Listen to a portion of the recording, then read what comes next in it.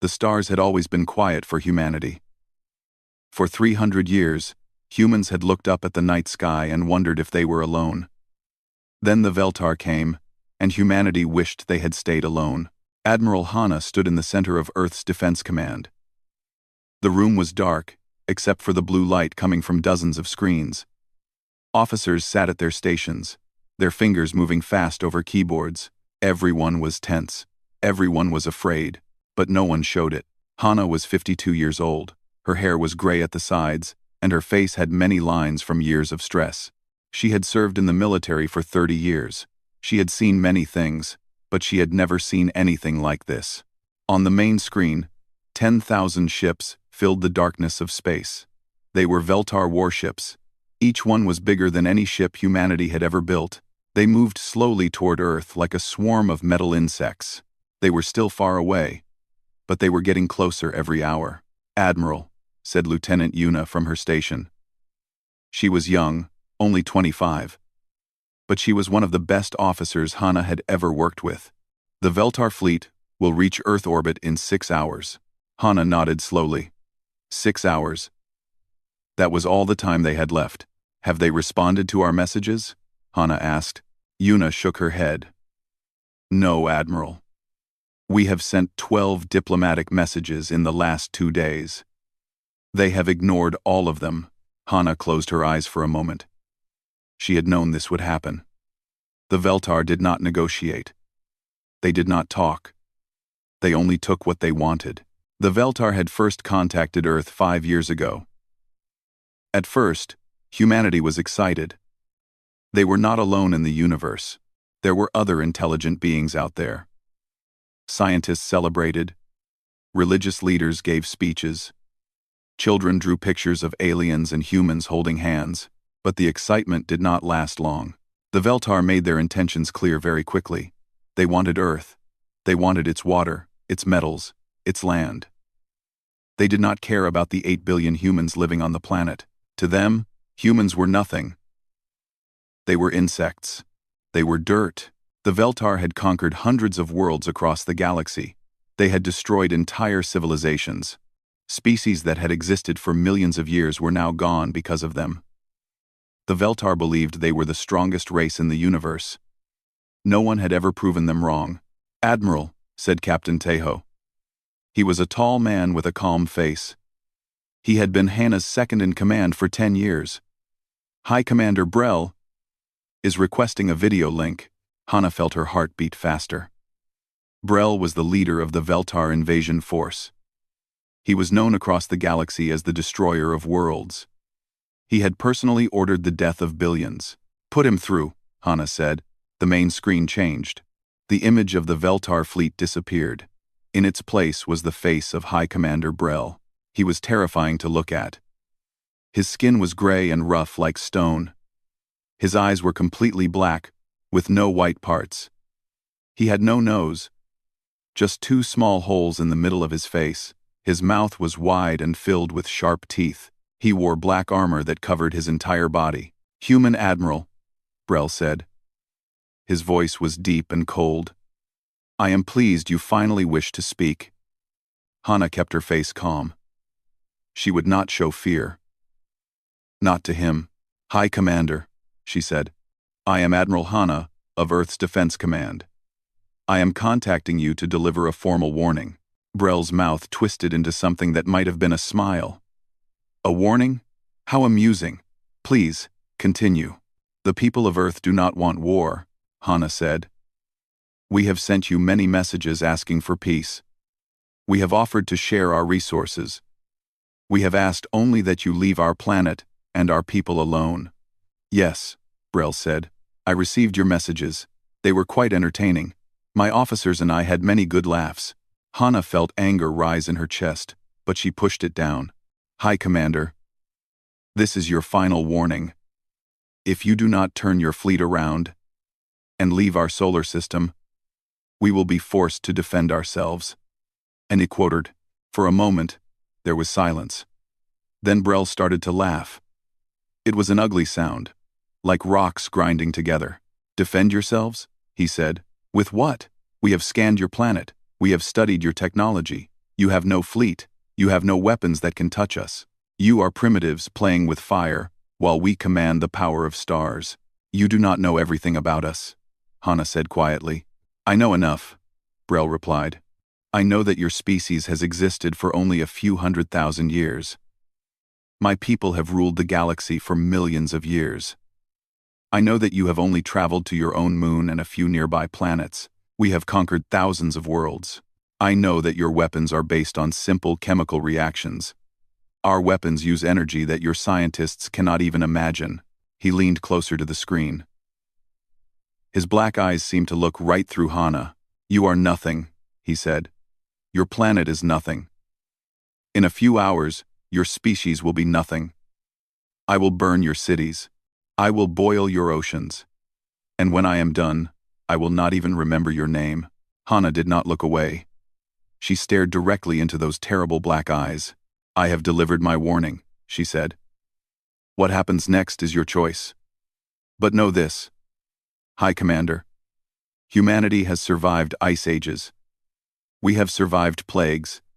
We have survived wars that killed millions. We are still here, and we will still be here long after you are gone. Brel laughed again. Such brave words from such a small creature. Goodbye, Admiral. I will see you soon. Or rather, I will see your ashes. The screen went black. The room was silent. Every officer had heard the conversation. Every officer knew what was coming. Captain Tejo walked over to Hana. His face was pale, but his voice was steady. Admiral, he said quietly. Do you think he will turn back? Hana shook her head slowly. No, he will not. His pride will not allow it. Then what do we do? Hana looked at the screen. The image of the Veltar fleet had returned. 10,000 ships, each one capable of destroying a city in seconds. They were the most powerful force the galaxy had ever seen. But the galaxy did not know everything about humanity. Contact General Sung at Lunar Command, Hana said. Tell him to prepare Project Dawn. Tejo's eyes went wide. Project Dawn? Admiral, are you sure? I am sure, Hana said. The Veltar have made their choice. Now we will make ours. She turned to face her officers. They were all watching her, waiting for her words. For 300 years, humanity has hidden its true strength, Hana said. We watched as the Veltar conquered world after world. We saw what they did to other species. And we prepared. We built weapons they cannot imagine. We created defenses they cannot break. We did this in secret because we hoped we would never need to use them. She paused and took a deep breath. That hope is gone now. The Veltar want war. They will get one. But it will not be the war they expect. Lieutenant Yuna raised her hand. Admiral, what exactly is Project Dawn? Hana looked at her young officer. In a few hours, Yuna would see things that would change her forever. Every person in this room would. Project Dawn is humanity's answer to the darkness, Hana said. It is 200 years of work by the greatest minds our species has ever produced. It is the reason we have never built a fleet. We did not need one. She turned back to the screen and watched the Veltar ships getting closer. High Commander Brel thinks he knows us, Hana said. He thinks we are weak because we asked for peace. He is wrong. We asked for peace because we know what we are capable of. We know the destruction we can cause, and we wanted to avoid it. Her voice became hard as steel. But if they force us to fight, we will fight, and the galaxy will learn why humanity should never be ignored. The countdown to war had begun. The moon had always been Earth's silent guardian. For billions of years, it had circled the planet, watching over humanity as they grew from simple creatures into something greater. Now, deep inside its rocky surface, Captain Tejo walked through metal hallways that no alien had ever seen. Lunar Command was humanity's greatest secret. It had been built over 150 years, piece by piece, in complete silence. From the outside, the moon looked the same as it always had: gray rocks, empty craters, dead and lifeless. But inside, thousands of people worked in rooms filled with technology that would make the Veltar tremble. Tejo had been transferred to Lunar Command 3 years ago. When he first arrived, he could not believe what he saw. He had grown up thinking that humanity was weak compared to other species in the galaxy. He had been taught that Earth had no real defenses, that humans could only hope that stronger races would leave them alone. It was all a lie. A beautiful, necessary lie. "Captain Tejo," said a voice behind him. He turned and saw Dr. Minji walking toward him. She was a small woman with glasses and messy hair. She looked like she had not slept in days. But her eyes were bright with excitement. "Dr. Minji," Tejo said, "I have orders from Admiral Hana. We need to prepare Project Dawn." Minji stopped walking. Her face became serious. "They refused the warning?" They laughed at it. Minji closed her eyes and let out a long breath. "Fools. They have no idea what they are walking into."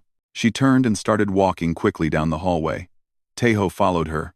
"How long will it take to activate the system?" he asked. "The satellites are already in position," Minji said. "They have been ready for decades. We just need to remove the disguises and charge the weapons.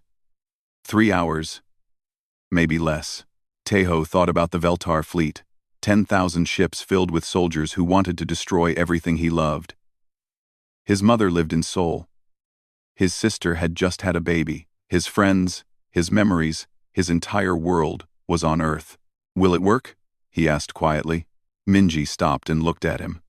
Her eyes were kind but serious. "Captain, I have spent my entire life working on Project Dawn. My mother worked on it before me. My grandmother helped design the first plans. 3 generations of my family have given everything to this project." She put her hand on his shoulder. "It will work. I promise you. Those aliens think they are coming to conquer a primitive world. They are wrong. They are flying into the most advanced weapon system the universe has ever seen."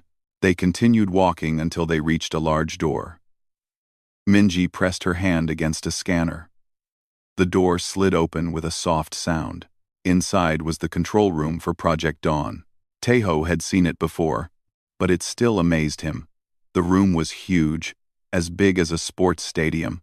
Hundreds of people sat at computer stations arranged in circles. Giant screens covered the walls, showing images of space, Earth, and the approaching Veltar fleet. In the center of the room was a raised platform. General Sung stood there, watching everything with sharp eyes. He was an old man, almost 70. But he stood straight and strong. He had white hair and a face full of scars from old battles. He was one of the few people who knew all of humanity's secrets. "Captain Tejo," Sung said as they approached, "I received Admiral Hana's message. So the Veltar chose death." "Yes, General." Sung nodded slowly. He did not look surprised. "I knew they would. Creatures like them cannot understand anything except power. They see peace as weakness. They see kindness as fear." He turned to look at the main screen. The Veltar fleet was displayed in red dots against the black of space. "For 200 years, humanity has watched the galaxy," Sung said. "We have listened to communications from other species. We have learned about the Veltar and their conquests. We know what they did to the Meryl, a peaceful race of scientists. We know what they did to the Keth, who only wanted to trade and explore. We know what they did to dozens of other species who asked for nothing except to be left alone." His hands tightened into fists. "And we prepared, quietly, secretly. We let the galaxy think we were weak. We let them believe that Earth had no defenses. We hid our true technology. We pretended to be primitive." "Why?" Tejo asked. "Why hide for so long?" Sung looked at him with tired eyes. "Because power attracts attention. Captain, if the galaxy knew what we had built, they would have attacked us long ago. Not just the Veltar, but dozens of other aggressive species. We would have faced endless wars." He gestured at the room around them. "Instead, we waited. We let everyone think we were harmless. And we built weapons that can destroy fleets in seconds. We created shields that can protect our entire planet. We developed technology that is centuries ahead of anything else in the galaxy. Dr. Minji walked to a control panel and started typing commands. The orbital satellites are coming online, she announced. Removing disguise protocols now. On one of the screens, Tejo saw something amazing. Points of light appeared around Earth. At first, there were just a few, then dozens, then hundreds, then thousands. For decades, these satellites had floated in Earth's orbit, disguised as space junk and old debris. Pieces of dead rockets, broken equipment, things that no one would look at twice, but now their true forms were revealed. They were weapons, thousands of weapons, arranged in perfect patterns around the planet. The Veltar scanned our planet, Sung said. They saw no fleet. They saw no weapons. They thought we were defenseless. He smiled, but it was not a happy smile. It was the smile of someone about to do something terrible. They did not think to scan our garbage. Tejo watched as more and more satellites activated. Each one was small, no bigger than a car. But together, they formed a network of destruction that covered the entire planet. What exactly will these satellites do? Tejo asked. Dr. Minji answered, without looking up from her work. Each satellite contains a focused plasma generator. Alone, one satellite can cut through a mountain in seconds. Together, they can create beams of energy powerful enough to melt anything in their path. The Veltar have shields, Tejo said. Strong ones. Their shields are designed to block conventional weapons, Minji said. Missiles. Lasers. Nuclear weapons. They have never faced anything like this. Our plasma technology uses frequencies that their shields cannot stop. We tested it on captured Veltar equipment years ago. Tejo felt a chill run down his spine. Humanity had been preparing for this moment for longer than he had been alive. Every piece was in place. Every calculation had been made. General, said an officer from one of the stations. The Veltar fleet has increased speed. They will arrive in 4 hours. Sung nodded. They are eager to destroy us. Let them come. He turned to Tejo. Captain, I want you to understand something. What we are about to do is not something we do with joy. Those ships contain living beings. When we fire, thousands of them will die in seconds. They will not even have time to understand what happened. His voice was heavy with sadness. But we did not choose this. We asked for peace. We warned them. We gave them every chance to turn away. They refused. They laughed at us. They called us insects. He looked at the screen showing the approaching fleet. Now they will learn the truth. Humanity is not weak. We are not primitive. We simply choose not to show our strength until we have no other choice. That choice has been made for us. Dr. Minji stood up from her station. General, all satellites are active. Weapons are charging. We will be at full power in 2 hours and 43 minutes. Good, Sung said. Begin targeting calculations. I want every ship in that fleet marked. Tejo watched the officers work. They moved quickly and efficiently, but their faces were serious. Everyone knew what was coming. Everyone understood that they were about to change the galaxy forever. For 200 years, humanity had been silent. They had watched. They had waited. They had let the universe believe they were nothing special. That silence was about to end. And when it did, the galaxy would hear humanity's voice. It would be the last thing many Veltar ever heard. Tejo thought about his family on Earth. His mother, his sister, his newborn nephew. They did not know about Lunar Command. They did not know about Project Dawn. They probably thought they were going to die, but they were wrong. Humanity had been preparing for this moment since before Tejo was born. Every scientist, every engineer, every soldier who had worked in secret for the past 2 centuries had done so for this day. The Veltar thought they were coming to conquer a helpless world. They were flying into a trap, and in a few hours, they would understand why Earth had been silent for so long. It was not because humanity was weak. It was because humanity was waiting. The wait was almost over. General Sung stood alone in his private office, looking at a photograph on his desk. The picture showed a young woman with bright eyes and a warm smile. She had been his daughter. She had been dead for 40 years. Sora had been only 22 when the Veltar came to the Kepler colony. It was a small human settlement on a distant moon, one of the first places humanity had tried to live outside Earth. Only 3,000 people lived there: scientists, farmers, families trying to build a new future. The Veltar destroyed it in 1 hour. They did not even want anything from the colony. They just wanted to send a message. They wanted humanity to know that they could reach them anywhere, that no place was safe. Sung had received the news while sitting in this very office. He had fallen to his knees and cried for hours. His daughter, his only child, was gone. Burned to nothing by aliens who saw her as less than dirt. That was the day Sung dedicated his life to Project Dawn. That was the day he promised himself that the Veltar would pay for what they did. Now, 40 years later, the moment had finally arrived. A knock on his door brought him back to the present.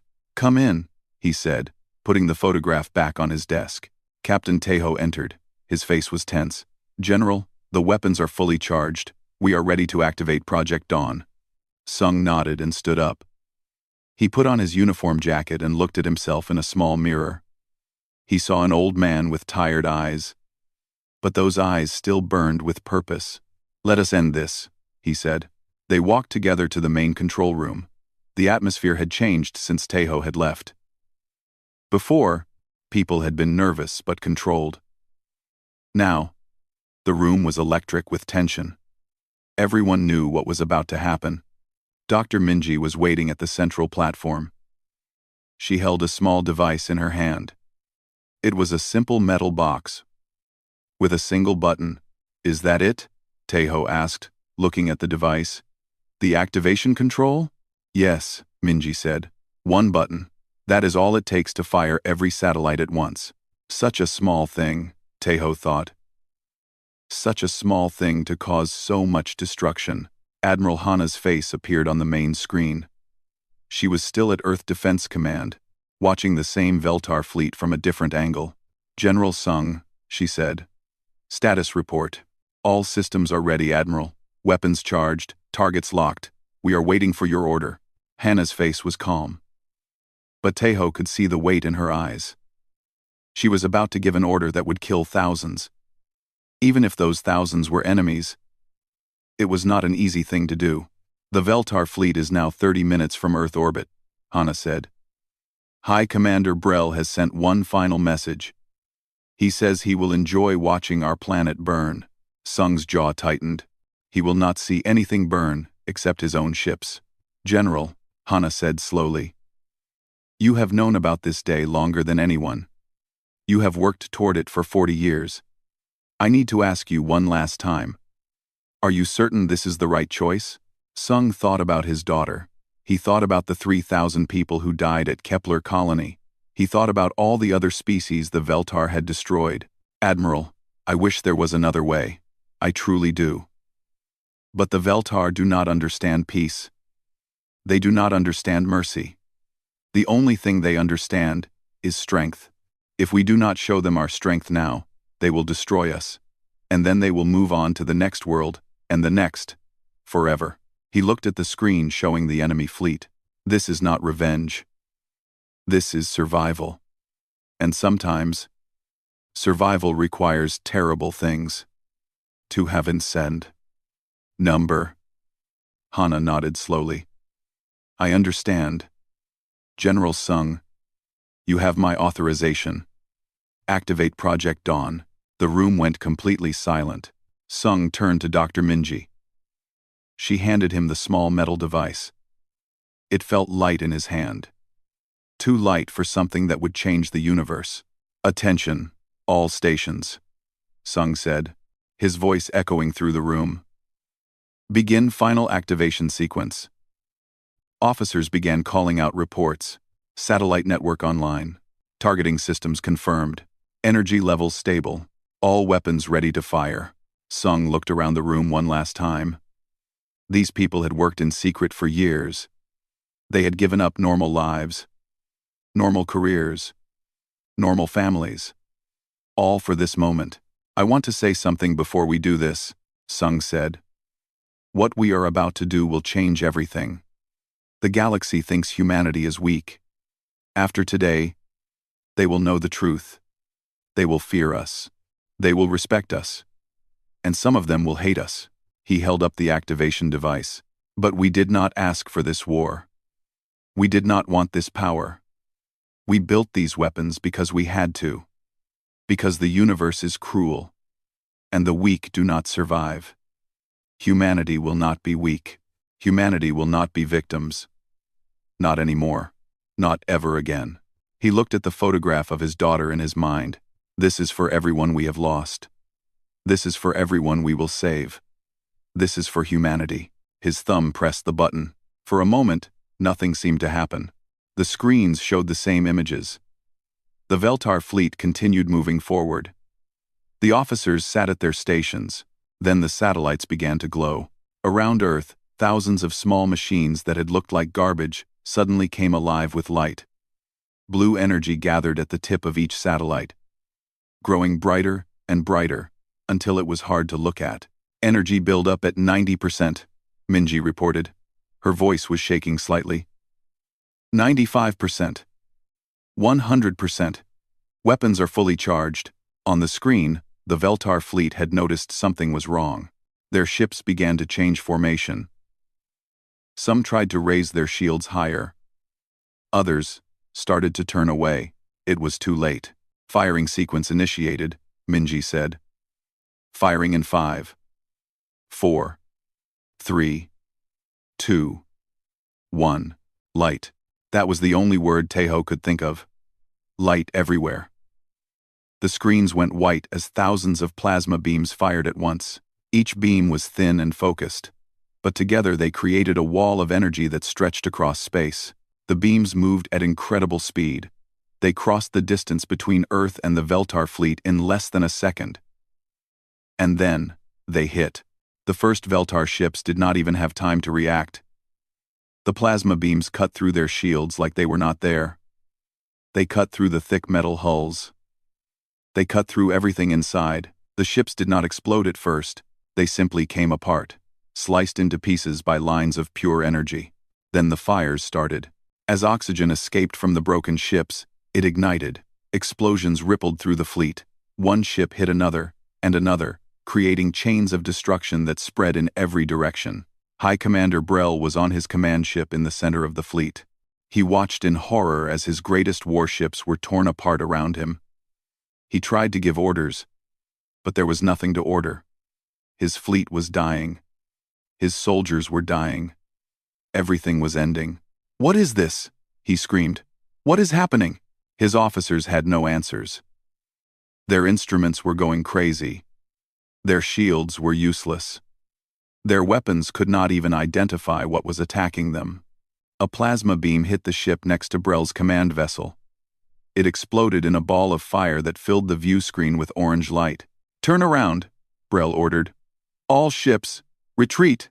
Retreat! But there was nowhere to retreat to. The beams were coming from every direction. Earth's satellite network surrounded the fleet completely. There was no escape. Another beam hit Brel's ship. Then another. Warning alarms screamed. The lights flickered and went out. In the darkness, Brel thought about the human admiral he had laughed at. He thought about her warning. He thought about his own words. "You are nothing. Your planet is nothing." He had been so certain, so confident, so wrong. The final beam cut through his command center. High Commander Brel, the destroyer of worlds, died without making a sound.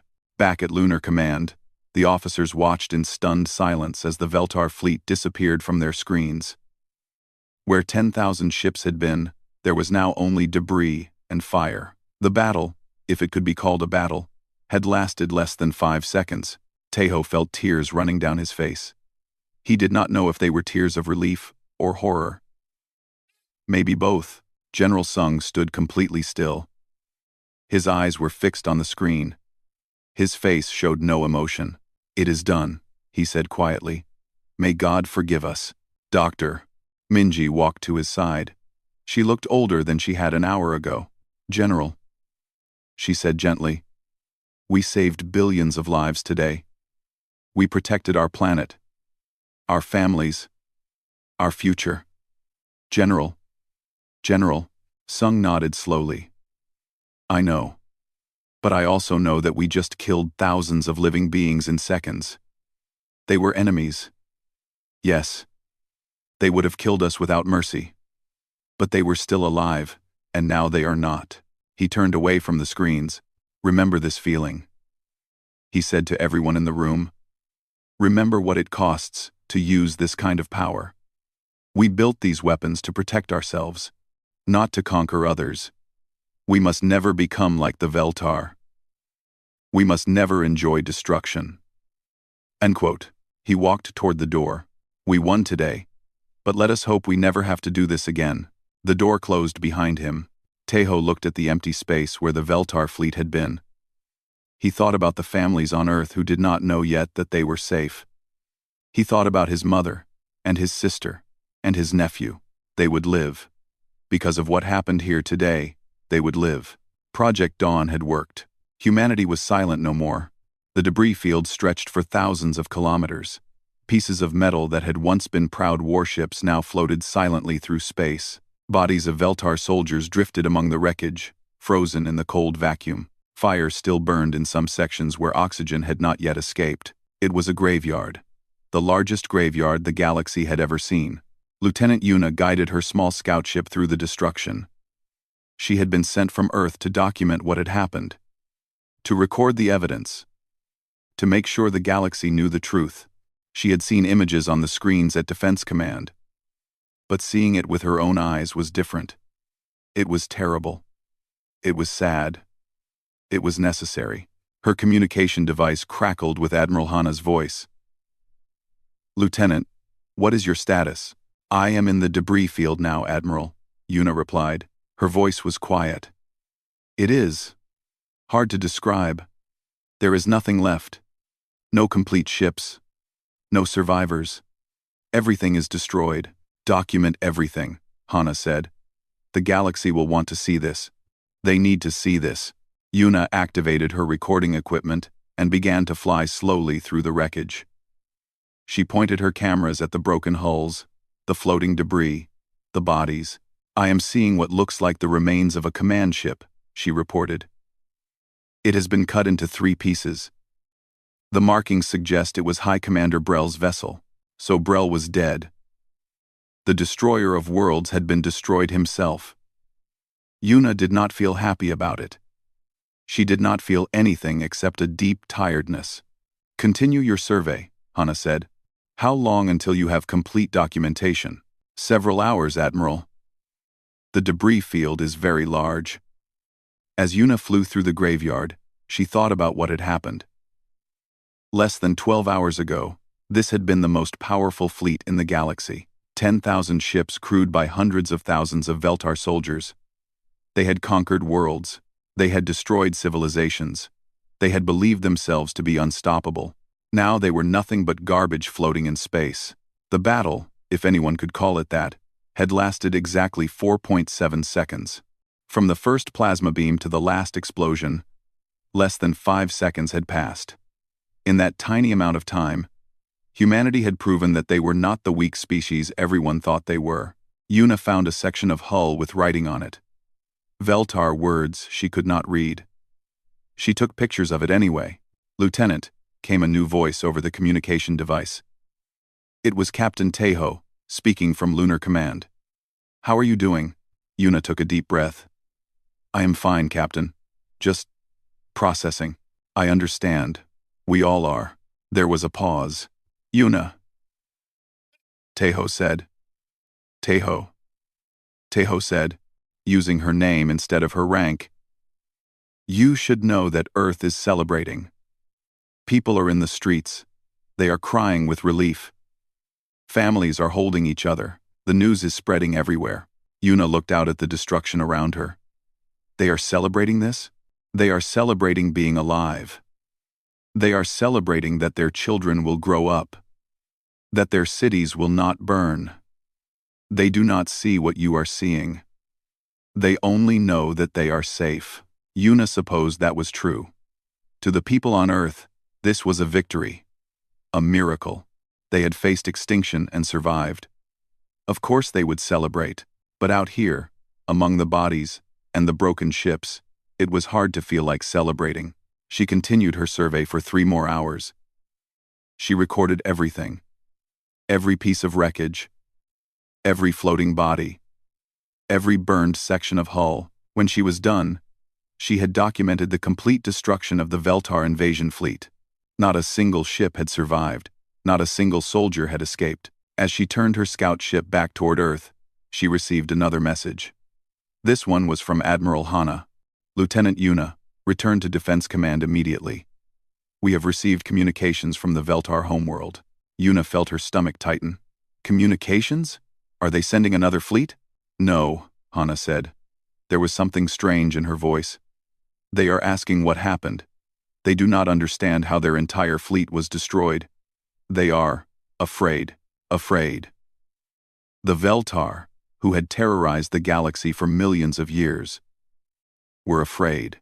Yuna set course for Earth. When she arrived at Defense Command, the atmosphere was tense. Officers moved quickly between stations. Screens showed star maps and communication signals. In the center of it all stood Admiral Hana, looking more tired than Yuna had ever seen her. Admiral, Yuna said, saluting. You wanted to see me? Hana nodded. Yes.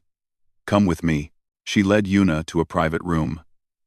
Captain Tejo was already there, along with General Sung, who had traveled from Lunar Command. Dr. Minji sat in a corner, looking at data on a tablet. The Veltar have sent 3 messages in the last 2 hours, Hana explained. The first one demanded to know how their fleet was destroyed. The second one accused us of using forbidden weapons. The third one, she paused and looked at Sung. The third one asked for peace, Sung said. His voice was flat. They want to negotiate. Yuna felt shocked. The Veltar want peace? They have never asked for peace in their entire history. They have never lost a battle like this in their entire history, Hana said. Their fleet was not just defeated. It was obliterated. In seconds. Without a single human casualty. They do not understand what happened. And that terrifies them. Dr. Minji looked up from her tablet. Our analysis shows that the Veltar have no technology that can explain what we did. Their scientists are probably going crazy right now trying to figure it out. They have never seen plasma weapons like ours. They did not know such things were possible. What do we do now? Yuna asked. Hana walked to a window and looked out at the stars. That is the question, is it not? We have shown the galaxy what we can do. The Veltar know.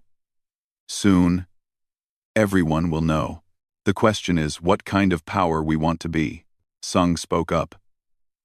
We could demand that the Veltar surrender completely. With their main fleet destroyed, they are vulnerable. We could force them to release all the worlds they have conquered, free the species they have enslaved. We could also become conquerors ourselves, Hana said quietly. With our technology, no one could stop us. We could rule the galaxy, if we wanted to. The room went silent. Tejo was the first to speak. That is not who we are. That is not why we built Project Dawn. I know, Hana said. But others will suggest it. Politicians, generals, ordinary people who are afraid and want to make sure this never happens again. They will say that the only way to be safe is to control everything. She turned back to face them. We need to decide now what kind of message we send to the galaxy. A message of domination? Or a message of warning? General Sung stood up. His old bones creaked, but his voice was strong. I have spent 40 years preparing for this day. I have thought about this moment countless times, and I always knew what I would say when it came. He looked at each person in the room. We are not conquerors. We are not destroyers. We are protectors. We built our weapons to defend ourselves, not to attack others. If we use this power to dominate the galaxy, we become no different from the Veltar. He walked to the window and stood beside Hana. Our message should be simple. Leave us alone. Leave our allies alone. Live in peace, and we will live in peace. But attack us, and you will be destroyed. Not because we enjoy destruction, but because we will not let our people die. Hana nodded slowly. I agree. We show our strength, but we do not use it to threaten. We prove that we are powerful, but we do not become bullies. She turned to Yuna. Lieutenant, you documented the destruction of the Veltar fleet. You saw what our weapons did. I want you to help prepare the message we send to the galaxy. You will tell them what you saw, you will tell them what we are capable of, and you will tell them that we only want peace. Yuna straightened her shoulders. Yes, Admiral. We will send this message to every inhabited world, Hana continued. Every species will see the truth. They will see the debris field. They will see the power we have. And they will hear our words. She took a deep breath. Earth asked for peace. We sent warnings. We gave chances. The Veltar ignored us and paid the price. Let this be the first and last lesson the galaxy needs. Humanity does not seek war.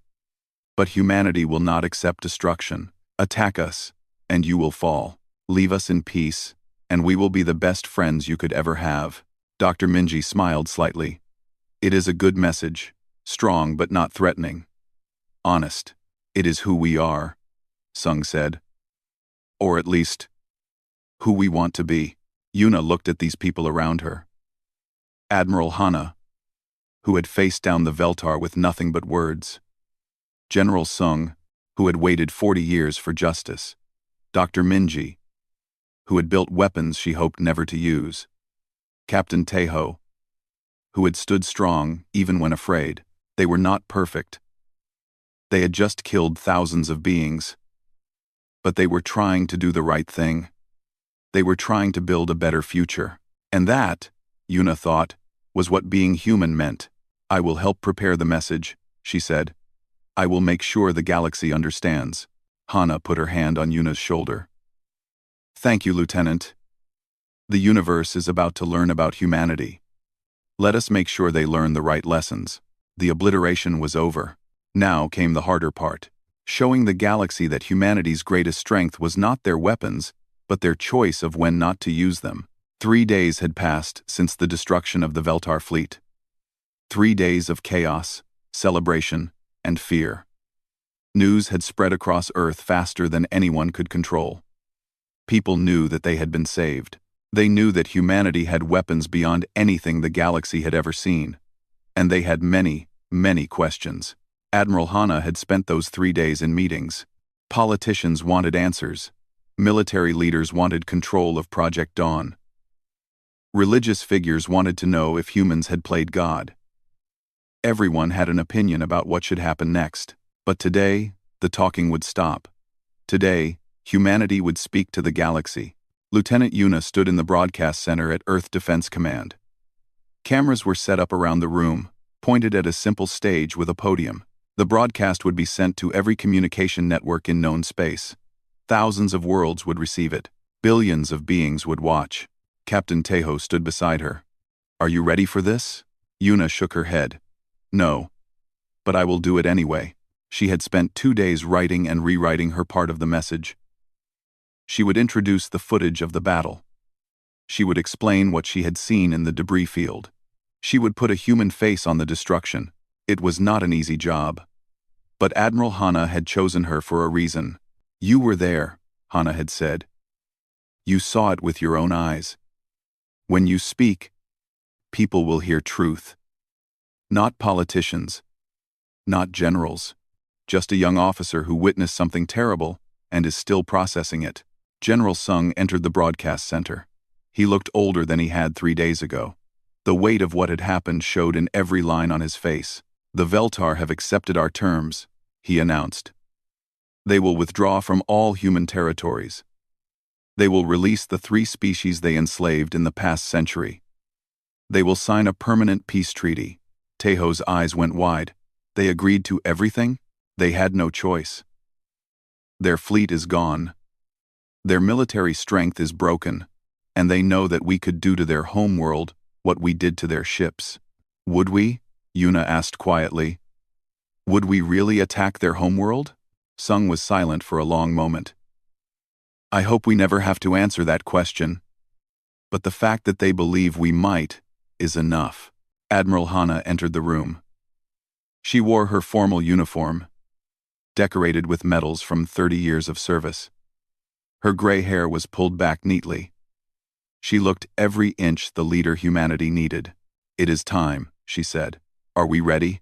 The camera operators nodded. The technical crew gave thumbs up. Everything was prepared. Hana walked to the podium. Yuna took her position off to the side, waiting for her moment to speak. The lights dimmed everywhere except on the stage.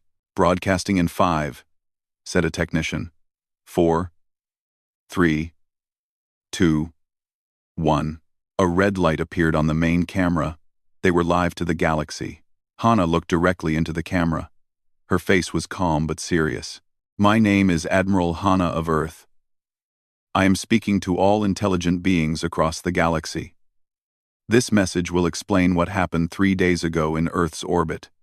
It will show you footage that many of you will find disturbing, and it will tell you what humanity wants going forward. She paused to let her words sink in. 3 days ago, a fleet of 10,000 Veltar warships approached our planet. They had come to conquer us, to kill us, to burn our cities, and take our world. They had done this to many other species before. They believed they would do it again. Her voice hardened. They were wrong. The main screen behind her came to life. It showed the footage of the battle, the satellites activating, the plasma beams firing, the Veltar fleet being torn apart in seconds. 10,000 ships reduced to debris in less than 5 seconds. This is what happened to the Veltar invasion fleet. Every ship, every soldier, destroyed in 4.7 seconds. Not a single human ship was launched. Not a single human soldier died. Our orbital defense system did everything. She let the footage play, ships exploding, metal twisting, bodies floating.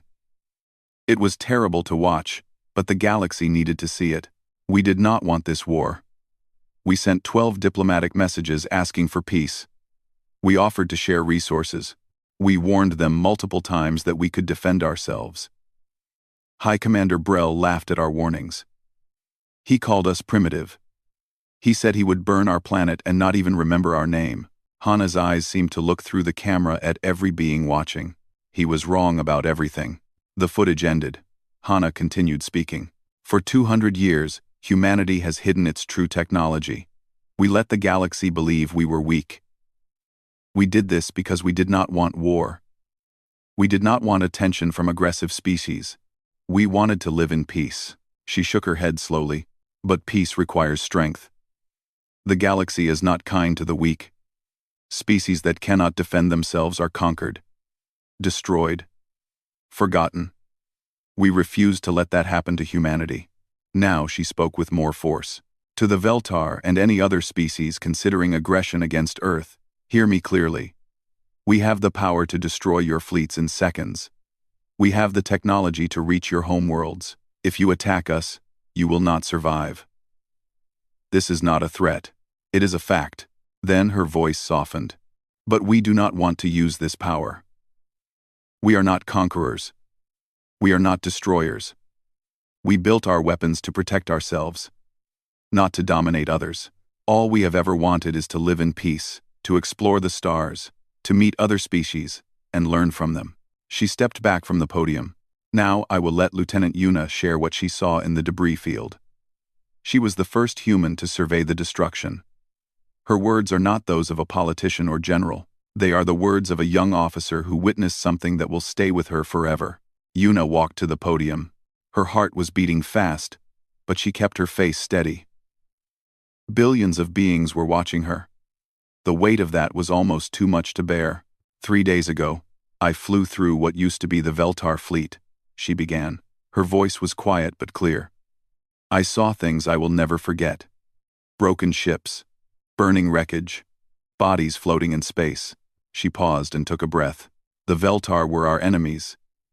They came to destroy everything I love. My home, my family, my people. But as I flew through that graveyard, I did not feel joy. I felt sad. Those were living beings. They had families too. They had hopes and dreams. And in 4.7 seconds, all of that was gone. She looked directly at the camera. I am telling you this because I want you to understand something about humanity. We do not celebrate death. We do not enjoy destruction. What we did to the Veltar fleet was necessary. But it was not happy. Every person who worked on this project, from the scientists to the soldiers, wishes we had never needed to use it. Her voice grew stronger. But we will use it again if we must. Not because we want to, but because we love our families, our children, our world. We will protect them with everything we have. That is not cruelty.